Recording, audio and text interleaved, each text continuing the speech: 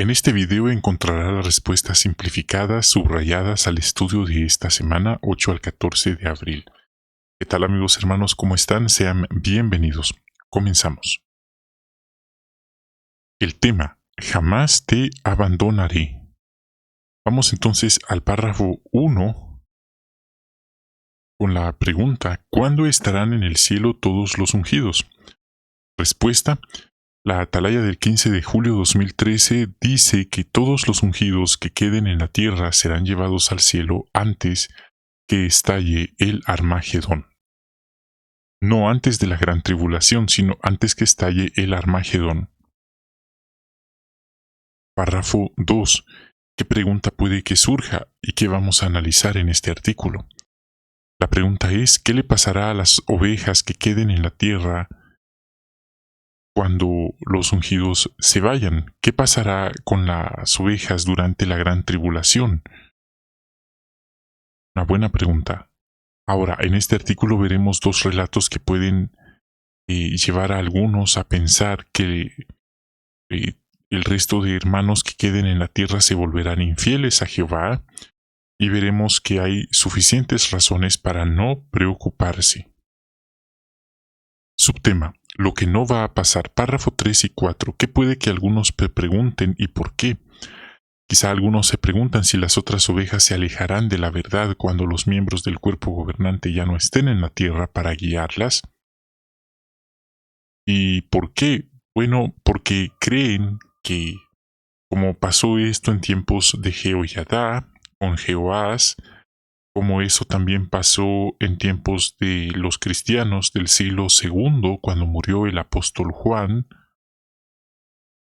también que eso pasó en tiempos de Moisés, etcétera, en tiempos del hermano Russell, cuando él falleció, en tiempos de Rutherford, cuando él falleció, y así sucesivamente, pero debemos entender que las ovejas que se vuelven infieles o salen de la congregación, esto ha pasado todo el tiempo, no es que vaya a pasar solo en el futuro, es algo que ha pasado desde tiempos bíblicos.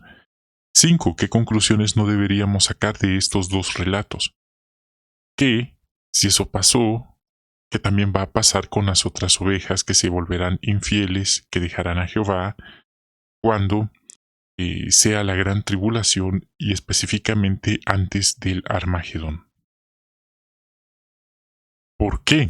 Porque Dios tiene un pueblo y dice la Biblia que habrá una gran muchedumbre que saldrá de la gran tribulación. Entonces, decir que todo se vendrá abajo porque ya no están los 9 hermanos que dirigen la obra mundial es un absurdo comentario completamente hasta antibíblico. Es como decirle a Jehová, Jehová, si no están estos 9 hermanos, todo lo que dice tu palabra, la Biblia, no se cumplirá. Eso no, el cumplimiento de las profecías bíblicas no dependen de los 9 hermanos ni de ningún otro hermano.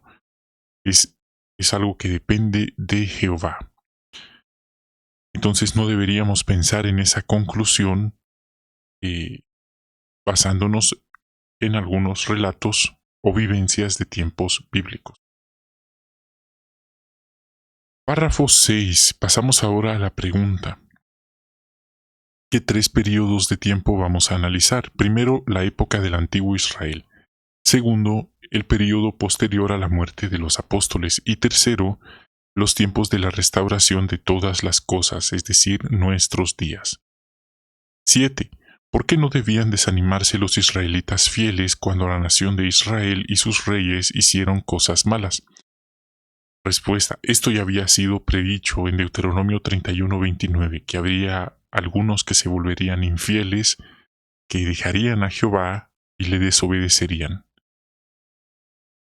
Vamos ahora al... bueno, ya respondimos esa parte. También lo mismo pasó en tiempos de los reyes de Israel y eso se cumplió, esa profecía se cumplió. Vamos al 8. ¿Por qué no debería sorprendernos que la congregación cristiana del siglo II se corrompiera? Porque también esto ya había sido predicho, que habría una gran apostasía, que habría una gran infiltración. Entonces lo dijo Jesús, lo dijeron algunos de los apóstoles, y esto fue cuando Constantino se posicionó como el primer papa, por así decirlo, y fusionó, hizo un sincretismo de las enseñanzas cristianas con las enseñanzas paganas, griegas, romanas, y cuanta idea pagana aquel personaje tuvo, las fusionó con el cristianismo, y de ahí viene la Trinidad, la Navidad y otro tipo de situaciones que son comunes en las religiones en general. 9. ¿En qué se diferencia nuestra época de las dos que hemos visto en los párrafos anteriores?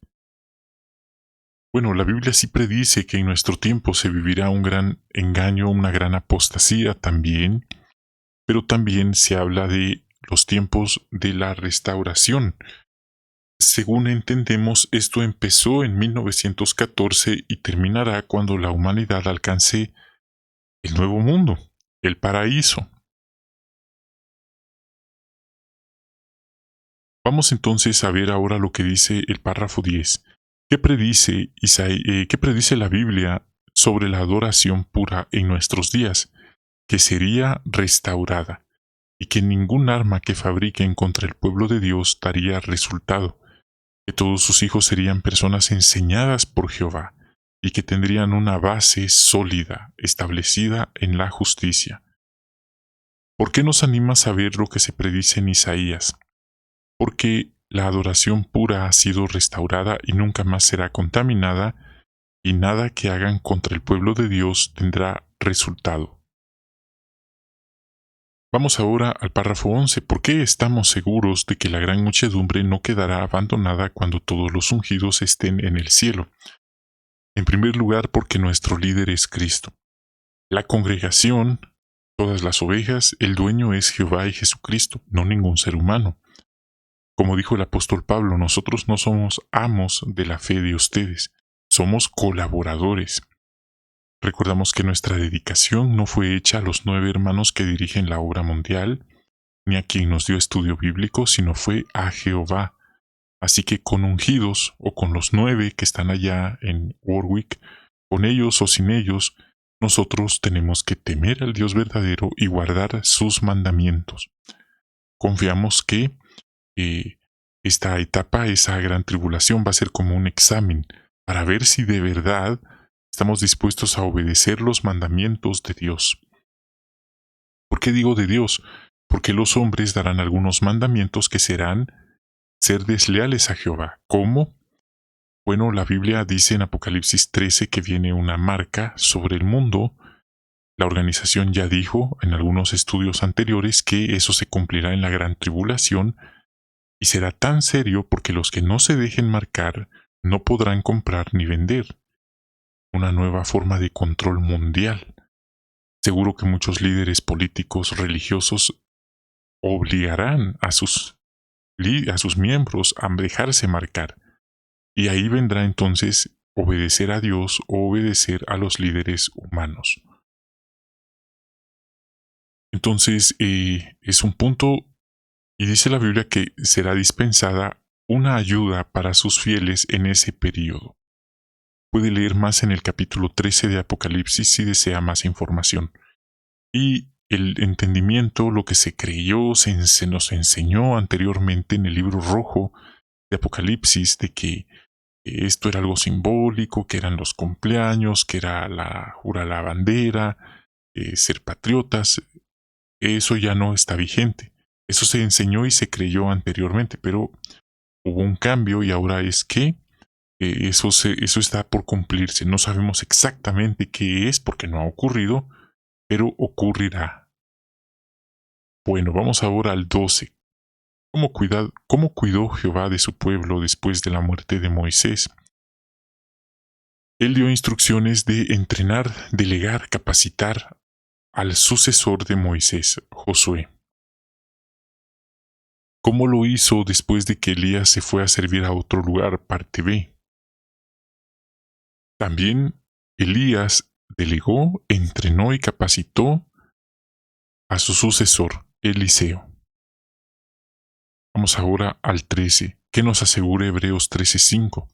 Que Jehová jamás abandonará a su pueblo, a sus siervos fieles. En tiempos modernos, el cuerpo gobernante actual también ha estado entrenando y capacitando a hermanos, no que los reemplacen como miembros del cuerpo gobernante, pero sí que los ayuden en administrar la obra mundial. Tienen asesores, consejeros, tienen ojos, por así decirlo, hermanos que son como ojos, que les dan informes y les dan entrenamiento en cuanto a dar mantenimiento a todos los bienes inmuebles. También hermanos que son expertos en bienes y raíces, administración, inversión, etcétera. Entonces, todo eso ellos solos no podría, esos 9 hermanos solitos, sería imposible que lo lograran hacer. Por eso están muy bien organizados, capacitando y entrenando para que les ayuden.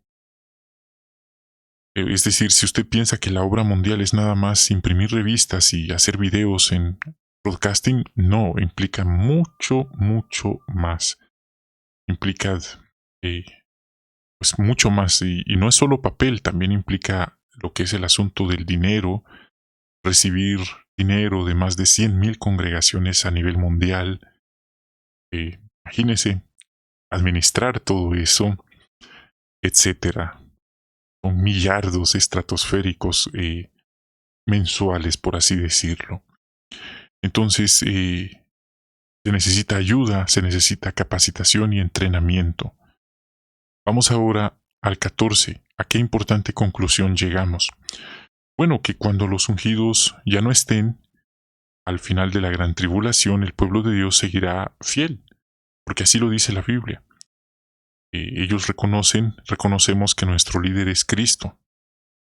Con ungidos o sin ungidos, Jehová espera que sus ovejas teman, le obedezcan, temer al Dios verdadero y guardar sus mandamientos, con o sin ungidos. El párrafo no aclara si se va a dar un anuncio diciendo: hermanos, les informamos que los 9 hermanos que están en la sede mundial ya fueron llevados al cielo. Eso no se aclara, así que habrá que esperar para ver cómo las cosas van a ir dándose. Y también Jehová no abandonará a sus ovejas, a su pueblo, cuando las naciones intenten eliminarlos en este ataque, el ataque de Gog de Magog. Vamos ahora a ver la profecía, hermanos. Una gran muchedumbre de ovejas Cristo saldrán de la gran tribulación. ¿Esto qué significa? Que no hay la preocupación que algunos dicen que están preocupados, que si ya no están los 9 hermanos, ya no van a ser fieles las otras ovejas. Esta preocupación no tiene base bíblica, porque la profecía dice que una gran muchedumbre, más de 8 millones, que nadie podía contar, saldrá fiel de la gran tribulación. Entonces, es bueno saberlo, pero no se logra ser fiel por casualidad. Es necesario tener una base sólida. ¿Quién es nuestra base? La roca, nuestro Señor Jesucristo. 15 y 16, según Apocalipsis 17:14, ¿qué harán los ungidos durante el Armagedón y por qué nos anima a saber eso? El texto dice que ellos vendrán con el Cordero y que una de sus primeras asignaciones será defender, pelear por el pueblo de Dios. Así que eso nos anima. Y ahora pasemos al 17. ¿Cómo sabemos que todos los siervos de Dios estarán a salvo durante el Armagedón? Porque ellos obedecerán a Jehová, obedecerán sus mandamientos, incluso si ellos tuvieran que morir, porque en otros estudios de la Atalaya ya se ha dicho que evidentemente habrán algunas pérdidas, algunas bajas, así que la promesa de que van a mantenerse con vida como colectividad ahí está, pero sí habrán algunas bajas humanas. Ellos saben que muriendo fieles le pertenecen a Jehová. Vivos, muertos, le pertenecen a Jehová y al Cordero. Así que ahí no hay, por así decirlo, vuelta atrás. Ahora, vivir en infidelidad a Jehová, en desobediencia a Jehová, o morir siendo infieles y desobedientes a Jehová con cero arrepentimiento, eso sí es crítico para cualquier ser humano. Este fue entonces el estudio guiado para esta semana. Gracias por acompañarnos, un estudio simplificado. Bendiciones de Jehová para ustedes, sus familias y hasta la próxima.